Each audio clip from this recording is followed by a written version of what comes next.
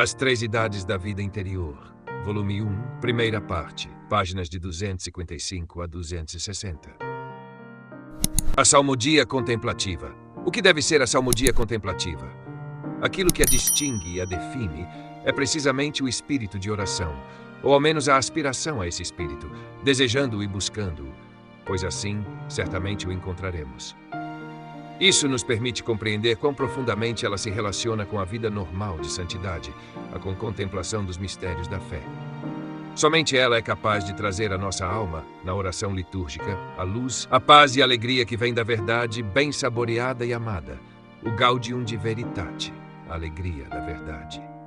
Esse espírito de oração é alcançado intimamente e profundamente na comunicação com o Senhor, e perde-se totalmente a partir do momento em que temos pressa de terminar a oração diária, esquecendo que ela é a respiração da alma e o nosso contato com Deus, nossa própria vida. Esse espírito foi o que inspirou os Salmos, e sem ele, não apenas não os compreendemos, como não conseguimos vivê-los. Assim como o servo suspira pelas fontes de água viva, assim minha alma suspira por ti, ó Deus. Se a salmodia estiver impregnada desse espírito, então, em vez de uma recitação mecânica e superficial, que é apenas aparente, encontraremos nela uma vida verdadeira e profunda. Não será necessário relembrar constantemente as normas litúrgicas, pois essas normas são apenas a expressão externa de seu espírito interior. Nesse caso, sem que se caia em uma lentidão exagerada, as palavras são pronunciadas com clareza, evita-se a pressa e fazem-se as pausas, que atuam como um descanso vital entre a inspiração e a expiração. Começa-se a encontrar sabor nas antífonas, e a alma se nutre da essência dos textos litúrgicos. Aquele encarregado de ler as lições as revisa de antemão, para não gaguejar nem ler algo incorretamente. Ao invés de expressar nelas os próprios sentimentos, tende-se a dar-lhes o profundo sentido da Sagrada Escritura, cujos esplendores divinos cativam nossa inteligência, apesar de certas obscuridades. Já não estamos atrás de ganhar 4 ou 5 minutos, nem desperdiçamos o tempo mais precioso que Deus nos concede. Pelo contrário, inclinamos-nos a prolongar a oração com alguns momentos adicionais, como faziam os antigos religiosos, que à noite, após cantar as horas de matinas e laudes, continuavam por algum tempo em íntima meditação. Em suas vidas, frequentemente se menciona essas orações secretas, essa permanência diante de Deus, na qual recebiam iluminadoras inspirações que, sem êxito, haviam procurado durante longas horas de trabalho e estudo. Agindo assim, a alma encontra a verdadeira vida e compreende que o espírito da salmodia tem suas raízes na oração mental. Ao mesmo tempo, a salmodia oferece à oração o alimento mais nutritivo. A própria palavra de Deus, organizada e adequadamente explicada, segundo o ciclo do ano litúrgico, conforme o tempo apropriado, que se alinha com o único instante da eternidade imutável. Quando a salmodia é cantada desse modo, deixa de ser uma oração mecânica e torna-se uma oração orgânica. A alma voltou a vivificar o corpo, e não se trata mais de palavras soltas, pois um espírito vivo corre por elas. Sem esforço, mesmo nos momentos de angústia, encontra-se sabor e deleite na maravilhosa poesia dos Salmos, extraindo deles luz, descanso, força e renovação de todas as energias. Praticada ou recitada dessa forma, a salmodia é uma verdadeira e real elevação da alma a Deus, cada vez mais impetuosa. A alma se inflama nela, consumindo-se santamente, como uma vela no altar. Notas explicativas. 1. Gaudium de Veritate. Esta expressão em latim, comum na literatura religiosa, significa alegria da verdade, fazendo referência ao prazer e ao contentamento espiritual que advém da compreensão e meditação das verdades divinas. 2. Salmo 42:1. Como o servo suspira pelas águas, assim minha alma suspira por ti, ó Deus. Um versículo que expressa o desejo ardente e incessante pela presença de Deus, utilizado aqui para ilustrar a profundidade do espírito de oração que deve permear a salmodia. 3. Matinas e laudes. São partes do ofício divino, também chamado de liturgia das horas, que marcam períodos específicos de oração na tradição cristã, especialmente nas comunidades religiosas. Matinas e laudes são rezadas pela madrugada e ao amanhecer, respectivamente. Santo Tomás tinha um profundo amor pela salmodia, assim compreendida. Disse que mal conseguia conter as lágrimas ao cantar, nas completas da quaresma, a antífona: em meio à vida estamos na morte. A quem buscaremos por auxílio, senão a ti, Senhor, que justamente nos julgas pelos nossos pecados? Santo Deus, Santo forte, Santo e misericordioso Salvador, não nos abandones à morte amarga. Estamos mortos em meio à vida. A quem mais buscaremos por socorro, senão a ti, Senhor nosso, que justamente se enfurece por nossas muitas culpas e pecados? Santo Deus, Santo forte, Santo e misericordioso Salvador, não nos abandones à morte amarga. Nos dias avançados de nossa vida, quando as forças se esvaírem, não nos desampares, Senhor. Essa bela antífona suplica pela graça final, a graça das graças, reservada aos predestinados. Quão profundamente deve tocar o coração do teólogo contemplativo que se aprofundou nos tratados sobre a providência, a predestinação e a graça.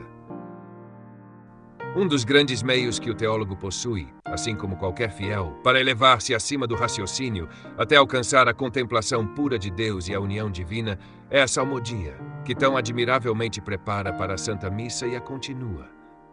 O teólogo, após anos curvado sobre seus livros, dedicando-se ao estudo positivo e especulativo da revelação, procurando refutar tantos erros e explorando os altíssimos mistérios da Trindade, da encarnação, da Eucaristia e da vida celestial, encontra-se em uma necessidade absoluta de elevar-se acima de todo esse conhecimento acadêmico. Precisa concentrar-se em um recolhimento profundo, buscando a verdadeira luz divina, superior ao raciocínio, que o ajude a encontrar o espírito da letra que estudou. Caso contrário, ficará no meio do caminho e, sem a luz viva da fé, dificilmente conseguirá comunicá-la aos outros.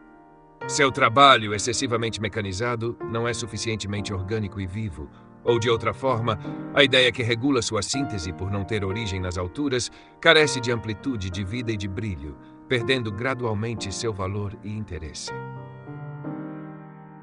O teólogo frequentemente necessita encontrar uma expressão viva e iluminada sobre os mistérios que investiga nas próprias palavras de Deus, tal como a liturgia nos permite saborear e amar. Provem e vejam como o Senhor é bom. Salmos 32. A palavra de Deus, tal como nos é apresentada diariamente no ofício divino, é para seu comentário teológico o que a circunferência em sua linha simples é para o polígono complexo que nela se inscreve. É necessário, por um momento, afastar-se da complexidade do polígono para se deleitar santamente com a beleza do círculo, que segue, como dizia Dionísio, o movimento da contemplação. Alcançamos isso ao longo do canto da salmodia, desde que a pressa mecânica não substitua a profunda vida espiritual que dela brota como de uma fonte. O corpo da salmodia deve realmente ser vivificado pelo espírito de oração. É um encanto e uma imensa alegria ouvir o ofício divino cantado dessa maneira em inúmeros conventos de beneditinos, cartuchos, carmelitas, dominicanos e franciscanos. Essa oração atrai as boas vocações, enquanto a negligência as afasta. Ao ouvir a mais pura oração contemplativa em certos mosteiros, é possível sentir a verdadeira vida da igreja. É o canto, ao mesmo tempo simples e esplêndido, que precede e segue as palavras sublimes do esposo na consagração eucarística.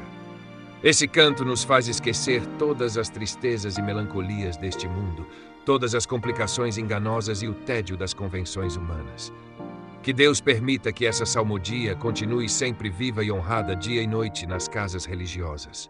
É notável que quando ela cessa em locais onde nunca deveria ter parado, o Senhor logo suscita a adoração noturna para substituí-la.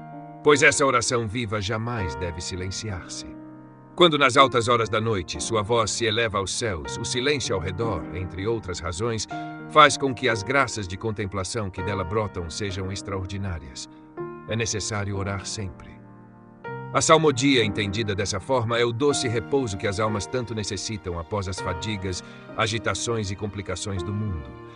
É o descanso em Deus, um descanso pleno de vida, que, de certa forma, se assemelha ao do próprio Senhor, que possui sua vida eterna totalmente simultânea, toda de uma só vez, no instante único que nunca passa, e que é, ao mesmo tempo, medida da ação suprema e do repouso supremo, descanso no bem-amado. Notas explicativas. 1. Salmodia. Refere-se ao canto dos salmos, um costume antigo da igreja, especialmente nas ordens monásticas.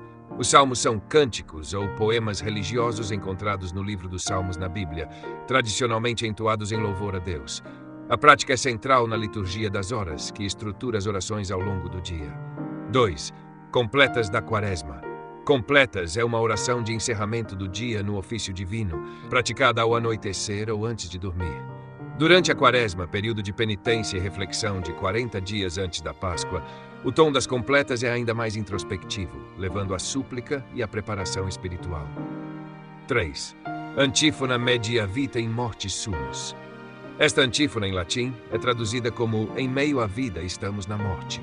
Ela reflete uma meditação sobre a mortalidade humana e a dependência de Deus, reconhecendo que a vida é fugaz e pedindo a proteção divina contra a morte amarga.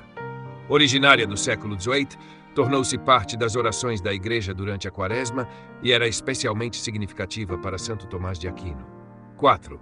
Providência, predestinação e graça. Providência refere-se ao cuidado divino de Deus com a criação, sua intervenção contínua na vida do ser humano e no curso da história. Predestinação, doutrina segundo a qual Deus, em sua onisciência, conhece desde a eternidade o destino de todas as almas. Na teologia, esse conceito trata da relação entre a liberdade humana e o conhecimento prévio de Deus. Graça. Na teologia católica, a graça é a ajuda divina concedida ao ser humano para alcançar a salvação e a união com Deus. Aqui, a graça final é descrita como a última ajuda divina concedida antes da morte, um auxílio essencial para a salvação. 5. Ofício divino. Também chamado Liturgia das Horas, é um conjunto de orações diárias oficiais da Igreja Católica, composto por salmos, hinos, leituras bíblicas e preces. Tradicionalmente praticado em diferentes horas do dia por monges, freiras e clérigos, é uma expressão de louvor contínuo e uma forma de se unir à oração da Igreja Universal. 6. Citação bíblica. Provem e vejam como o Senhor é bom. Não. Esta passagem convida os fiéis a experimentar e confiar na bondade de Deus. Ela simboliza uma aproximação pessoal da fé, incentivando uma relação direta e experiencial com Deus. 7. Dionísio. Provavelmente uma referência a Pseudo-Dionísio, o Areopagita, um filósofo e teólogo cristão do século IV ao VI, famoso por seus escritos sobre a teologia mística. Em suas obras, ele descreve a ascensão da alma para Deus através da contemplação, usando frequentemente metáforas geométricas como círculos e esferas para ilustrar a simplicidade e a perfeição da união mística. 8. Beneditinos, cartuchos, carmelitas, dominicanos e franciscanos, ordens religiosas católicas conhecidas por sua devoção, cada uma com um carisma específico. Beneditinos, ordem monástica fundada por São Bento, focada na oração e no trabalho, ora et labora. Cartuchos, ordem de clausura contemplativa, conhecida pelo voto de silêncio. Carmelitas, ordem contemplativa com raízes na oração e na mística. Dominicanos, ordem fundada por São Domingos, dedicada à pregação e ao ensino. Fundada por São Francisco de Assis, conhecida pela simplicidade e pelo amor à criação. 9. Esposo e consagração eucarística. Esposo é uma metáfora tradicionalmente usada para Cristo, especialmente em relação à Igreja, que é vista como sua esposa. A consagração eucarística é o momento na missa católica em que o pão e o vinho se tornam, pela transubstanciação, o corpo e o sangue de Cristo. Este é o momento central da missa, considerado uma união entre Cristo e sua Igreja.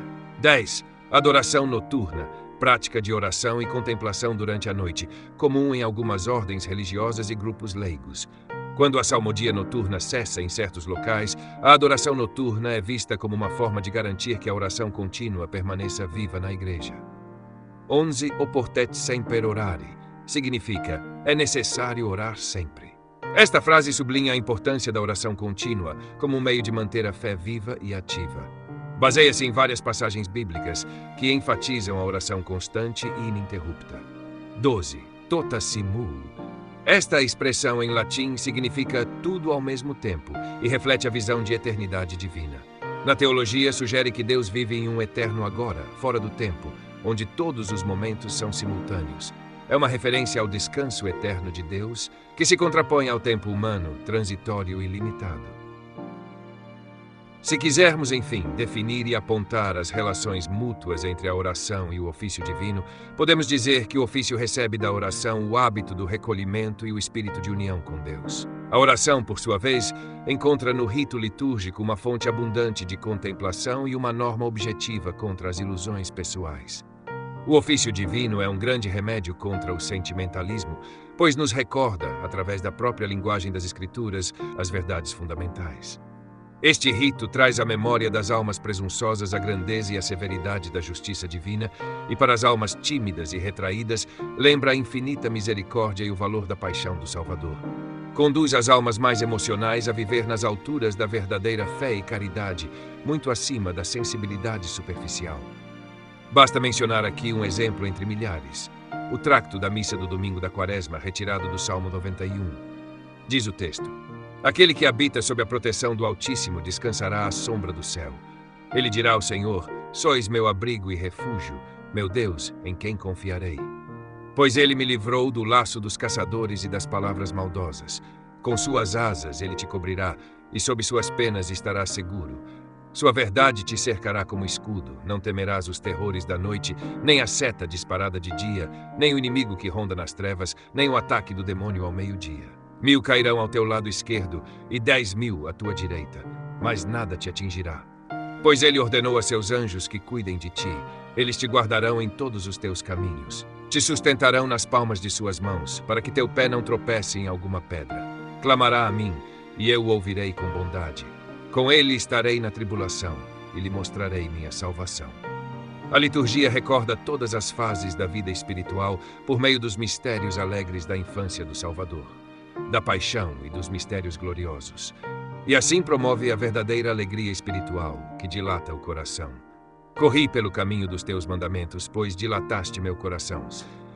E por fim, predispõe ao recolhimento mais íntimo e silencioso da oração. Através do ofício divino, a alma cristã é convidada a percorrer todas as etapas do ciclo litúrgico, desde o advento até o tempo pascal, participando dos mistérios da encarnação, paixão e ressurreição de Cristo. Esse ciclo é uma forma de renovação contínua, onde a vida do Salvador é refletida e internalizada na alma dos fiéis, ajudando-os a imitar suas virtudes e a aspirar ao seu amor. O ofício também lembra a cada um de nós a realidade da luta espiritual, das provações e dos sofrimentos, mas nos ensina a enfrentá-los com serenidade e confiança. Ele faz com que o fiel contemple não apenas a transitoriedade da vida terrena, mas também a segurança da promessa de vida eterna em Deus. Assim, ao recitar os salmos e as orações, o fiel é levado a compreender e viver a confiança no auxílio divino e na certeza de que Deus está sempre presente, mesmo nas tribulações. Ao longo das horas do ofício, o fiel encontra uma orientação sólida que o conduz de forma segura nos caminhos de uma oração constante e de um diálogo interior com Deus. A oração litúrgica ajuda a alma a permanecer fiel à sua vocação e a cultivar o espírito de serviço e de amor ao próximo, elementos essenciais na vida cristã. Além disso, o ofício divino propõe-se a ajudar o fiel a desenvolver uma verdadeira maturidade espiritual, afastando-se de sentimentalismos e excessos emocionais que podem distorcer a vivência da fé. Em lugar disso, ele conduz à sobriedade e à clareza espiritual, com base na palavra de Deus e nos ensinamentos perenes da Igreja. A repetição dos salmos e das orações ajuda a interiorizar as verdades eternas, reforçando o senso de disciplina espiritual e alimentando o recolhimento necessário para uma vida de oração profunda. Cada uma das horas canônicas possui um significado especial e desempenha um papel específico na santificação do dia.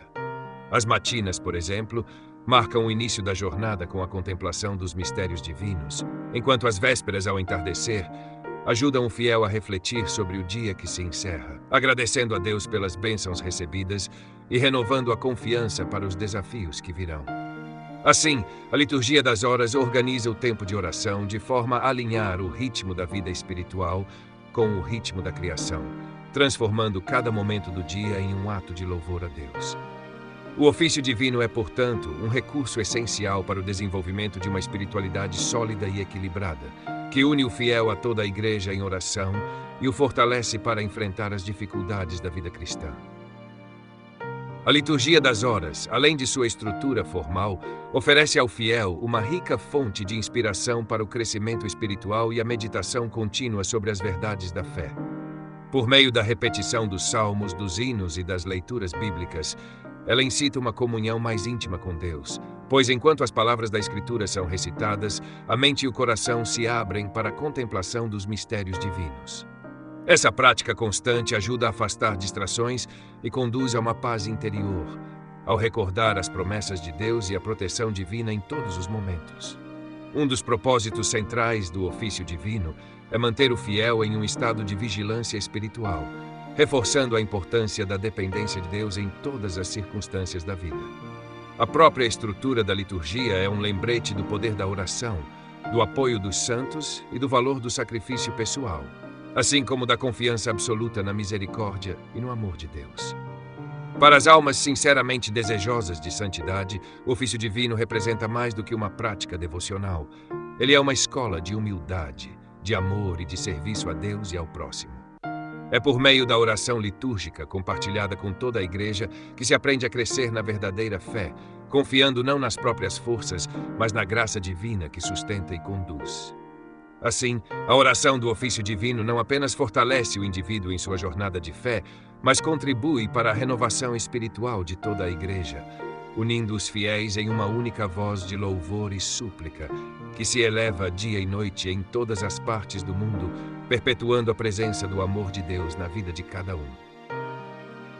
A prática do ofício divino, com sua regularidade e profundidade, torna-se um instrumento essencial para a transformação interior, cultivando uma vida ancorada em Cristo. Ao imergir-se nas orações e na recitação dos salmos, o fiel participa de um ciclo constante de elevação espiritual e de entrega a Deus, alcançando uma serenidade que ultrapassa as preocupações da vida cotidiana. A repetição dos cânticos sagrados e das passagens bíblicas não é apenas uma formalidade, mas uma forma de interiorizar as promessas e os mistérios da fé, formando um coração mais disponível à escuta e à contemplação. O ofício ensina o fiel a praticar a paciência e a disciplina, treinando o espírito a repousar em Deus mesmo em meio às dificuldades e aos sofrimentos. Ao recordar a paixão de Cristo e os mistérios da redenção, a liturgia das horas faz com que o fiel contemple o sacrifício redentor e experimente a misericórdia que flui dessa entrega. Em sua humildade, o fiel é convidado a unir-se espiritualmente ao sofrimento de Cristo, não como um fardo, mas como uma participação amorosa no plano salvífico de Deus. É nesse contexto que a oração litúrgica se torna uma expressão de caridade e solidariedade universal, pois une cada membro da Igreja em uma corrente de fé e amor que fortalece o corpo de Cristo. Com o ofício divino, o fiel é encorajado a viver a vida cristã em seu sentido mais pleno, transformando até mesmo os aspectos ordinários do cotidiano em momentos de adoração e serviço. Dessa maneira, ele descobre que a verdadeira alegria e paz vem de uma entrega total a Deus, em que cada ação, pensamento e palavra são oferecidos como uma oração viva e contínua, nutrida pela força do Espírito Santo. Essa prática contínua da oração eleva a alma para além das ilusões e tentações mundanas, permitindo ao fiel experimentar, ainda que de modo limitado, a alegria do céu. É assim que o ofício divino, enquanto oração da Igreja, realiza seu propósito supremo: conduzir as almas a um encontro transformador com Deus e, com isso, infundir o mundo com a luz da graça divina. Notas explicativas. Salmodia refere-se ao canto ou recitação dos salmos, um costume antigo da Igreja, particularmente preservado nas ordens monásticas. Os salmos são cânticos ou poemas religiosos encontrados no livro dos Salmos na Bíblia, tradicionalmente entoados em louvor a Deus. Esta prática é central na liturgia das horas, que organiza as orações diárias ao longo do dia, promovendo uma conexão contínua com o divino. 2. Completas da Quaresma. Completas é a oração de encerramento do dia no ofício divino, geralmente recitada ao anoitecer ou antes de dormir. Durante a Quaresma, período de penitência e reflexão de 40 dias que antecede a Páscoa, o tom das completas adquire um caráter mais introspectivo, conduzindo à súplica e à preparação espiritual. 3. Antífona Media Vita in Morte Sumus. Esta antífona em latim, traduzida como "Em meio à vida estamos na morte", reflete sobre a fragilidade da vida humana e a dependência de Deus. É uma súplica pela proteção divina contra a morte amarga. De origem nos séculos VIII, tornou-se uma oração comum durante a Quaresma e era especialmente valorizada por Santo Tomás de Aquino em seus momentos de meditação. 4. Providência, predestinação e graça. Providência refere-se ao cuidado e guia contínuos de Deus sobre toda a criação e suas criaturas. Predestinação. Doutrina teológica segundo a qual Deus, em sua onisciência, conhece o destino eterno de cada alma em harmonia com a liberdade humana.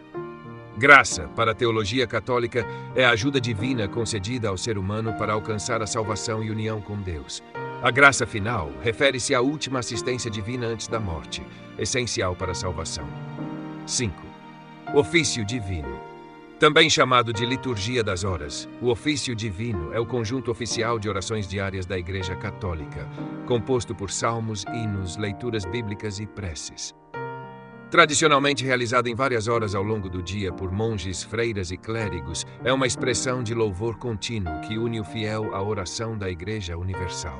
6. Citação bíblica. Provem e vejam como o Senhor é bom. Esta passagem convida os fiéis a experimentar e confiar na bondade de Deus. Representa uma chamada à aproximação pessoal com a fé e incentivo para uma relação direta e experiencial com Deus. 7. Dionísio. Refere-se provavelmente a Pseudo-Dionísio, o Areopagita, filósofo e teólogo cristão do século IV ou VI, cujas obras tratam da teologia mística. Ele descreve a ascensão da alma a Deus pela contemplação, usando metáforas geométricas como círculos e esferas para ilustrar a simplicidade e perfeição da união com o divino. 8. Beneditinos, cartuchos, carmelitas, dominicanos e franciscanos. Ordens religiosas católicas, cada uma com um carisma próprio. Beneditinos, ordem monástica fundada por São Bento, centrada na oração e no trabalho. Ora et labora. Cartuchos, ordem de clausura contemplativa, conhecida pelo voto de silêncio e intensa vida de oração. Ordem contemplativa com ênfase na mística e oração silenciosa. Dominicanos, fundados por São Domingos, dedicam-se à pregação e ao ensino.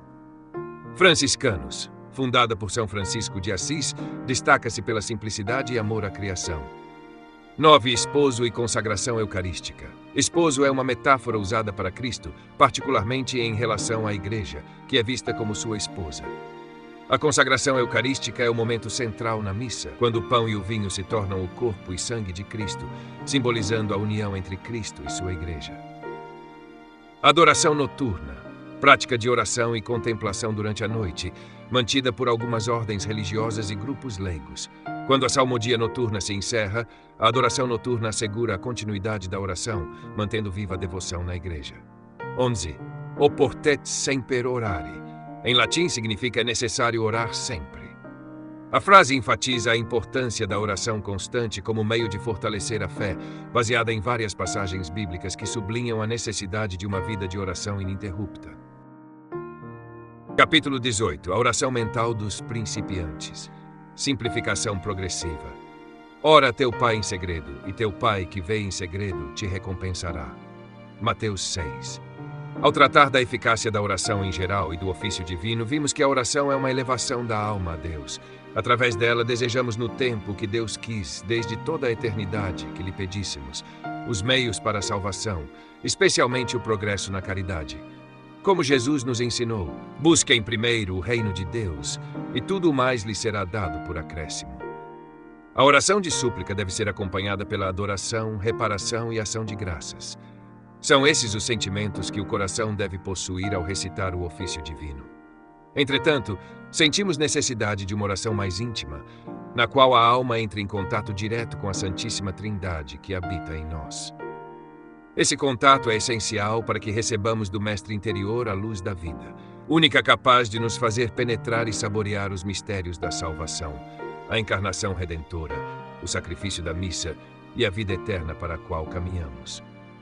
Essa luz da vida é também necessária para reformar nosso caráter, espiritualizá-lo e elevá-lo a uma vida mais profunda e sobrenatural, tornando-o mais semelhante àquele que nos convida a encontrar a paz da alma na humildade e mansidão. É dessa oração interior que nos referimos. Vamos primeiramente examinar o que deve ser a oração mental dos principiantes. No capítulo seguinte, falaremos sobre como alcançar uma vida de oração e os meios para perseverar nela. O que é a oração? Qual a importância dos métodos?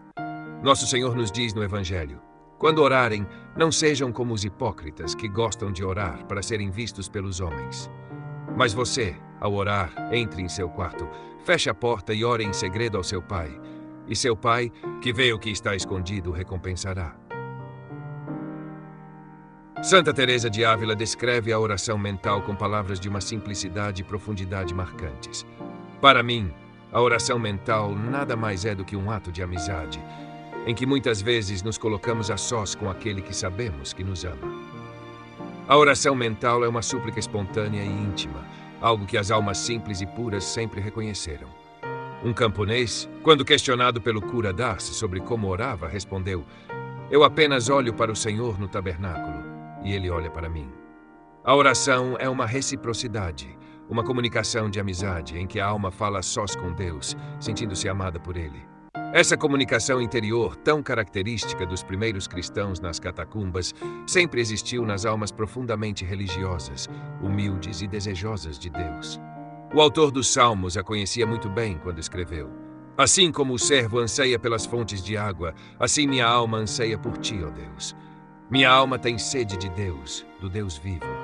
Quando poderei ir e me apresentar diante de Deus?" Pode haver algo mais simples do que a oração?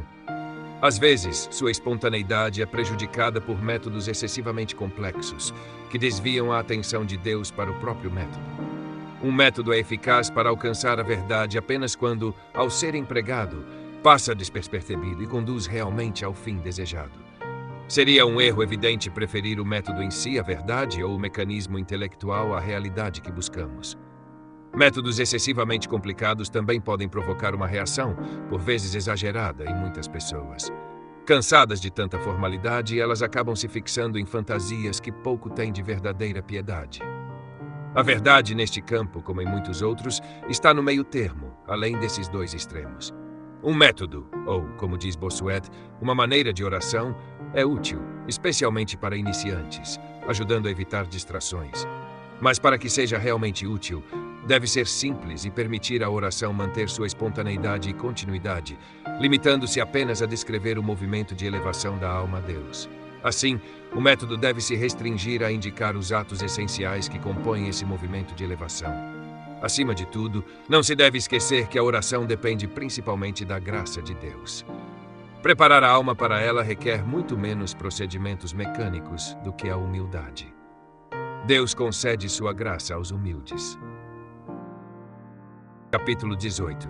A oração mental dos principiantes. A simplicidade dos métodos de oração. A oração mental é, para os iniciantes, essencialmente composta de atos de fé, esperança e caridade.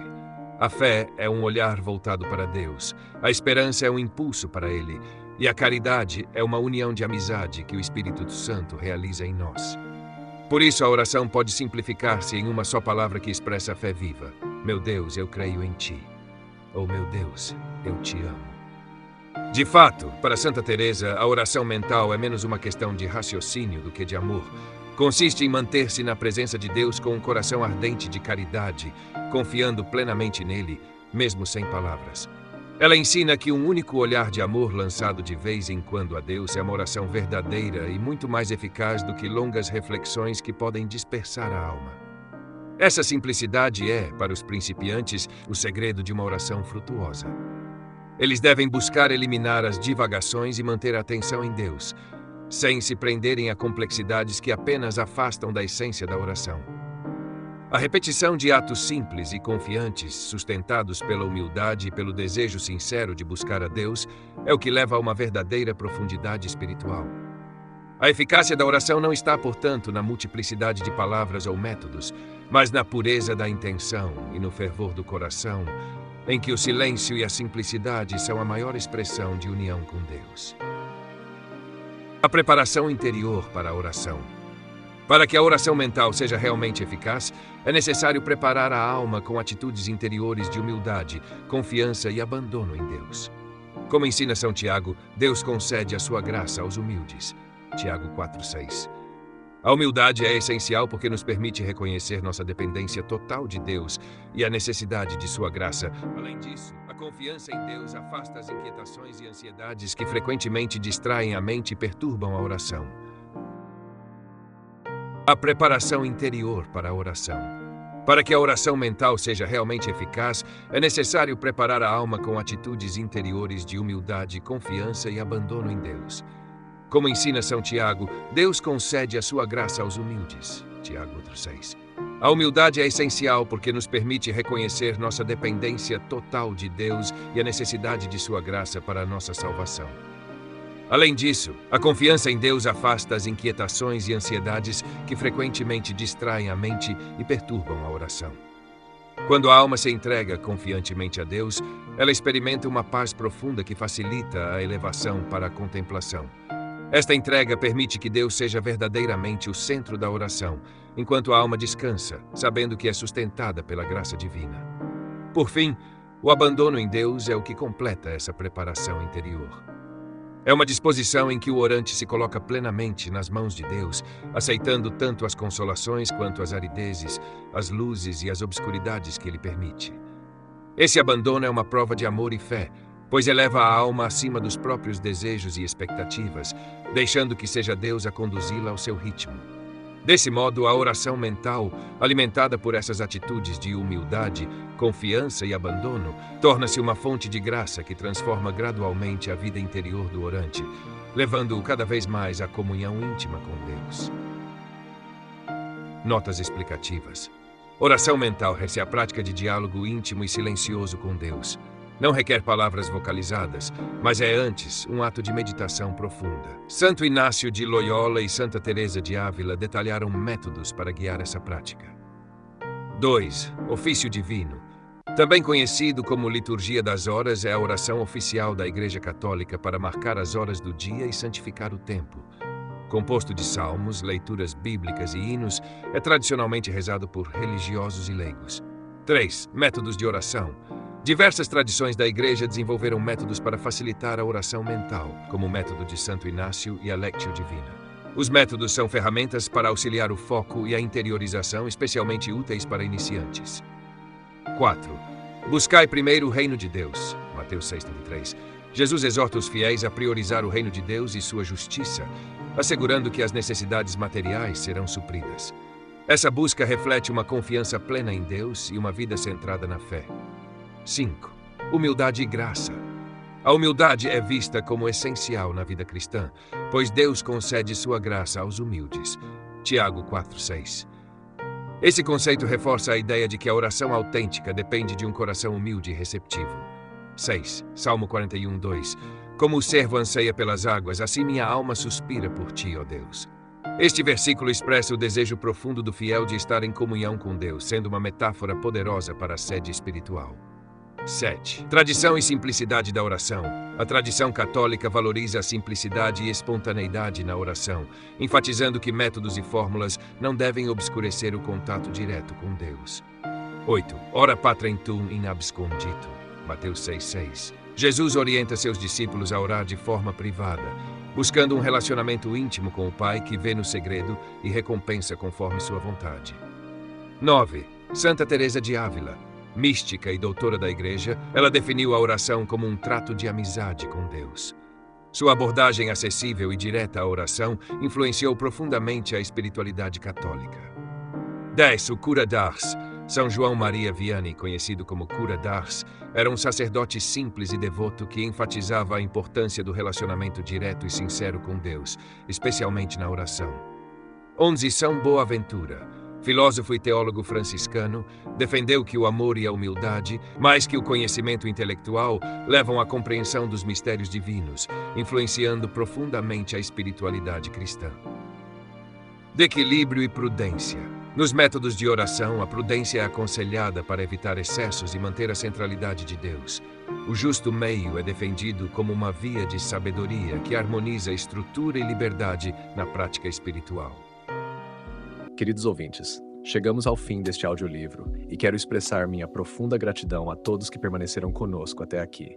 Sua dedicação em acompanhar essa obra é um verdadeiro sinal de busca pela sabedoria e pelo crescimento espiritual. Que o conteúdo ouvido possa nutrir sua alma e fortalecer sua fé. Aproveito para convidá-los a explorar as playlists do canal Caminho Católico, onde vocês encontrarão outros tesouros espirituais. São obras que podem acompanhar e iluminar sua jornada, como Castelo Interior de Santa Teresa de Jesus, Confissões de Santo Agostinho, Palavras Bíblicas com o Evangelho comentado por grandes eclesiásticos, Filoteia de São Francisco de Sales, Tratado da Verdadeira Devoção à Santíssima Virgem de São Luís Maria de Montfort, A Imitação de Cristo de Tomás de Kempis e As Três Idades da Vida Interior do Padre Garrigou Lagrange. Cada uma dessas obras oferece um caminho profundo de reflexão e conversão, e espero que possam encontrar nelas a mesma riqueza espiritual que proporcionaram a tantas gerações. Nosso canal está sempre aberto para quem deseja aprender e crescer na fé. Continue nos acompanhando e compartilhando essa jornada espiritual. Mais uma vez, obrigado por sua presença e que Deus abençoe a todos.